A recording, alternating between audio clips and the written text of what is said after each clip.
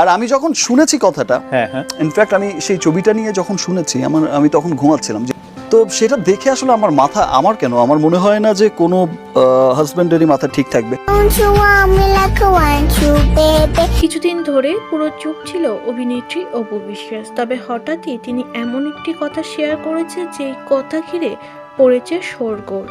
সবে 10 বছর বয়স আব্রাহাম খানের জয়ের, তার মধ্যেই নাকি ছেলেকে ট্যাটু করাবে, এমনটাই সিদ্ধান্ত নিয়েছে অভিনেত্রী অপু বিশ্বাস। জয় নাকি ট্যাটু করতে যাচ্ছে, তারই পারমিশন চেয়েছে দর্শকদের সামনে এবং দর্শকদের কাছে। নিজের ফেসবুক প্রোফাইলে স্ট্যাটাস দিয়ে সে কথাই জানিয়েছে অভিনেত্রী অপু বিশ্বাস। তবে এই কথাতে একদমই দ্বিমত বাবার শাকিব খান। শাকিব বলেন, অপু বিশ্বাস মা হিসাবে এটা কিভাবে মেনে নিচ্ছে আমি সত্যি বুঝতে পারি না।